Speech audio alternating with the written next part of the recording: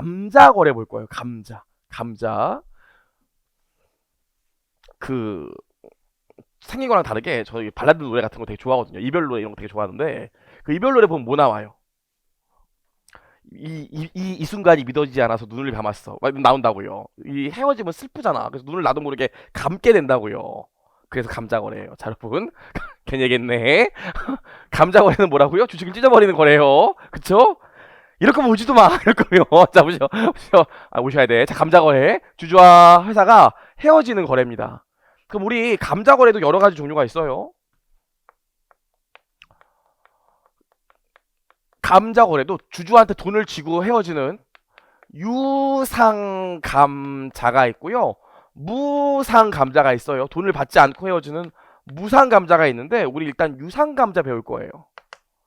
그쵸? 유상감자. 이제 이 얘기를 한번 해볼 건데 여러분 무상감자는 좀 이따 얘기하고 유상감자는 여러분들이 실제로 너무 잘 이해 못하는 경우가 많아요. 아, 내가 이거 고소했더라. 혹시 내가 은행에서 대출 받고 누가 그런 얘기 여기서 했었나? 아, 딴 데서 했나 보다. 여러분 주주가 회사에서 돈을 빼는 방법이 두 가지가 있어요. 주주가 회사에서 돈을 빼는 방법 첫 번째가 뭘까요? 들어는 봤을 것 같아. 주주가 회사에서 돈을 빼는 방법 가장 첫 번째가 뭘까? 현금 배당이요. 현금 배당 받으면 돈이 빠지는 거 아니에요. 회사에서 돈 빼는 방법이 주주가 현금 배당 받으면 된다고. 근데 이 외국계 투자은행이나 외국계 사모펀드가 우리나라 건실한 기업 사가지고 빨대를 쭉 꼽는데 현금 배당으로 빼가면 이게 눈치가 많이 보인다고요. 언론에도 많이 나오고. 그래서 요즘에는 현금 배당보다 더 선호하는 방법이 유상감자예요. 실제로 회사와 주주와의 거래에서 주주가 회사 돈을 빼가는 두 번째 방법이 유상감자라고요. 일반적으로 유상감자 하게 되면 회사의 돈이 주주에게 이동돼요. 유상감자가 뭐냐면 회사가 돈을 주고 주주한테서 주식을 받아오는 거거든요. 그 주식을 찢어버린다고. 이제 우리 관계를 끝내는 거지. 근데 이 주주가 우리 회사 주식 거의 대부분을 갖고 있어. 그럼 어떻게 하면 돼? 얘한테 돈 주고 주주한테 돈 주고 주주가 갖고 있는 일부 주식을 갖고 온다고. 근데 애초에 주주는 우리 회사 주식 살 때 100원밖에 안 들었어. 근데 내가 이 회사 주식을 얼마에 사면 될까? 회사가 이 주주한테 우리 회사 주식을 얼마에 사오면 될까? 한 500원쯤에 사온다고요. 그럼 회사 주주는 얼마 이득 보는 거예요? 400원 이득 보는 거죠. 비싸게 유상 감자해주면 회사가 400원 이득 본다고요. 실제로 이런 방법을 많이 써요. 왜냐면 배당은 또 과세되거든요. 감자는 과세가 안 돼요. 그렇다고요. 그런 것도 있고 이게 실제 이런 일이 많이 일어나냐 적게 일어나냐 많이 일어나요.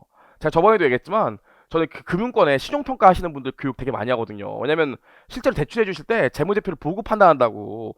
우리 같은 개인들이야 그런 거 상관없이 우리 신용도 보지만 기업들은 실제로 여신 심사하는 분들이 그 기업의 재무제표를 보고 판단하기 때문에 판단의 여부가 되게 많아. 재무제표를 보고. 그래서 제가 그런 거 주로 강의 많이 다니는데 어떤 분이 저한테 이런 거 물어보시더라고요. 회사가 대출을 받는데 대출 받는 용도가 뭔지 물어보거든요. 대출을 왜 받느냐고 그랬더니 대출 받는 이유가 대출을 받아갖고 감자할 거라는 거야. 감자, 감자. 그래서 저한테 물어보더라고요. 이걸 왜 하냐고 하더라고요. 도대체 회사가 이걸 왜 대출 받는지 모르겠다고. 왜 대출 받겠어? 그 회사는 주주가 1인 주주야. 사장이 대주주래. 그럼 어떻게?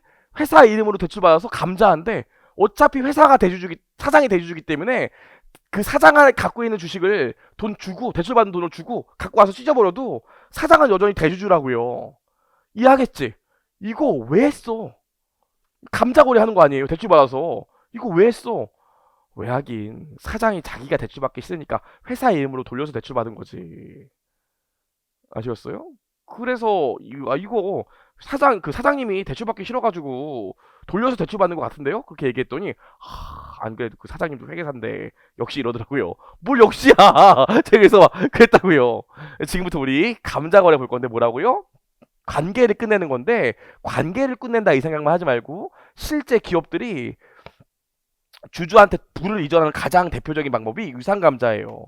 그래서 만약에 재무제표에 감자 좀 이따 배우겠지만 감자 차익이나 감자 차손이 나와 있으면 뭐라고 생각하냐면 아 주주한테 투자금을 일부 반환했구나. 한번 주주한테 투자금을 정산해줬구나. 이런 생각을 갖는다고요. 어렵지 않죠? 볼게요. 바로 타령에서 5번 풀어볼게요. 5번 풀면서 할게요. 12월 말 결산법인인 주포도는 X1년 초에 보통주 3주를 액면 금액은 100원짜리인데 주당 200원에 할증 발행했대요. 그럼 회계 처리해보면 집에 가서 요 문제들 회계 처리해보고 교재처럼 BS 다 그려봐야 돼요. 안 그러면 안 늘어. 현금 얼마? 200원짜리 주식이 3주 들어오니까 600원 들어올 거고 자본금은 얼마로 기재해요? 자본금은 무조건 액면 금액 곱하기 발행 주식수라니까. 그래서 100원 곱하기 3주 들어옵니다. 어머!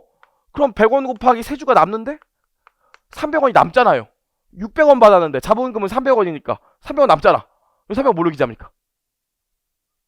주발초. 그렇죠. 주발초. 주식 발행 초과금. 주발초로 기재한다고요.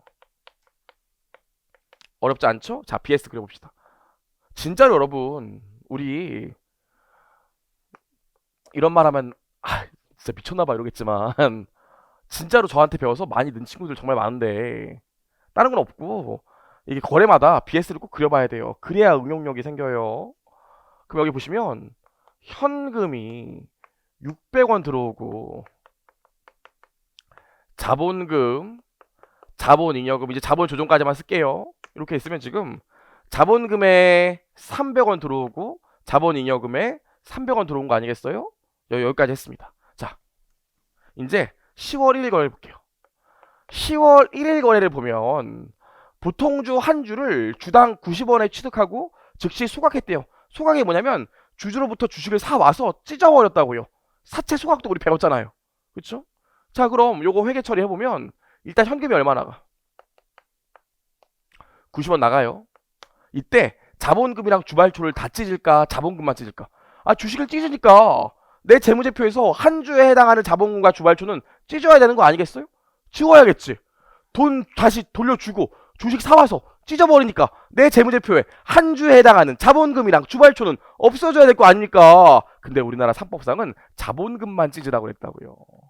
그래서 우리 셀프 스터디 보시면 감자시 감자 관련 손익은 주식과 액면 금액과 비교하여 계산한다. 이유는 우리나라 상법상 자본잉여금은 결손금 보존과 자본금 전입을 제외하고는 처분하지 못하도록 규정하고 있다. 그래서 결론만 기억하면 돼. 감자 주식을 찢을 때는 자본금만 찢어요. 주발초를 찢는 게 아니야. 자, 그럼 가보시죠. 자본금만 찢어야 되니까 여기 얼마가 와? 자본금이 100원이 온다고요. 그럼 여러분들이 참 받아들이기 힘든 계정이 와. 분명히 돈은 내가 90원 주주한테 줬는데 여기 뭐가 뜨냐면 감자 차익이 10원 뜬다고요.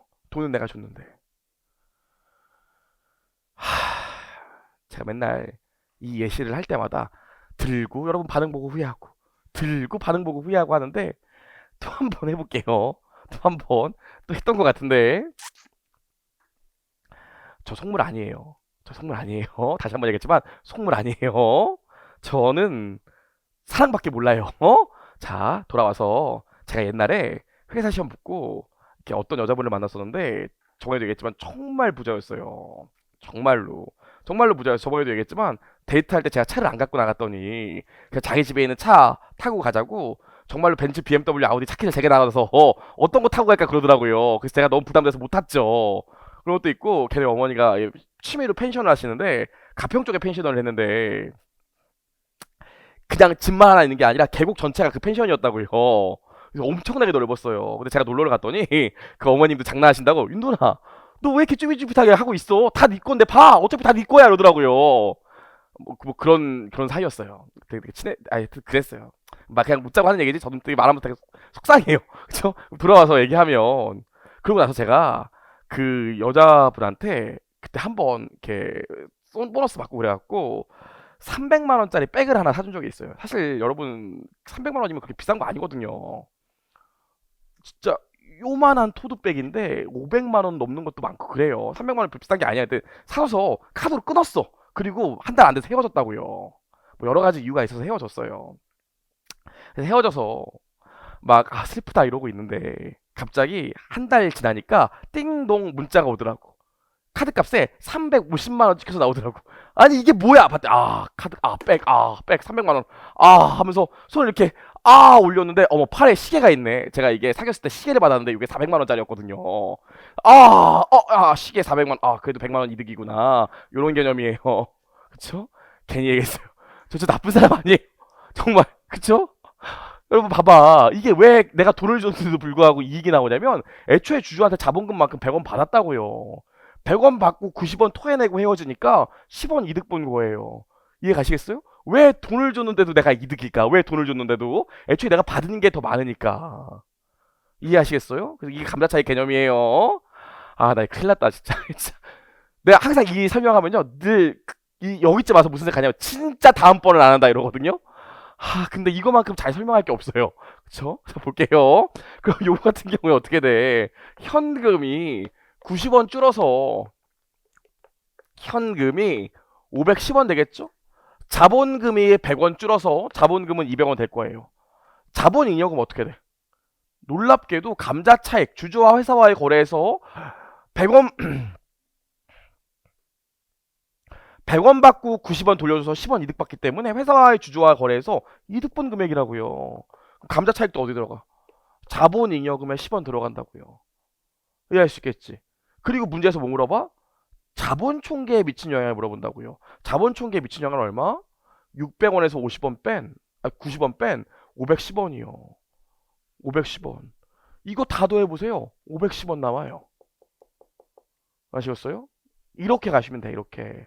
실제로 자본 총계에 미친 영향을 구하라고 했을 때 이쪽 사이드를 보면 좀 이따 보겠지만 굉장히 복잡하기 때문에 못 찾아. 현금을 보셔야 돼. 자, 계속 갈게요. 11월 1일 날 11월 1일 날 보면 이번에는 보통주 한 주를 주당 120원에 취득하고 즉시 소각하였대요. 그럼 현금을 120원 주고 주식을 찢어버렸으니까 찢을 땐 뭐만 찢어? 자본금만 찢는다고 그랬죠? 자본금 100원 찢어버린다고요. 따라오시죠? 어머, 대차가 안 맞네. 이번엔 뭐야? 100원 받고 찢으려고 했는데 100원 받고 아까는 90원 돌려줬지만 이번엔 어떻게 돼? 100원 받고 120원 돌려주니까 내가 얼마 손해본 거예요? 20원 손해봤지. 감자하는 가정에서 손실본 금액이니까 그걸 뭐라고 그래요? 감자차손으로 20원 기재한다고. 요 감자차손은 자본금일까요? 자본잉여금일까요? 자본조정일까요? 당연히 자본조정이겠지. 주주와 회사와의 거래에서 손실 봤다고. 왜? 나는 애초에 주주한테 100원 받았는데 120원 돌려주면서 관계를 끝냈잖아요. 사실 아까 백이 300만 원이고 시계가 400만 원이라고 했지만 실화는 백이 400만 원이고 시계가 350만 원짜리였어요. 그래서 서로 두 번 눌렸죠.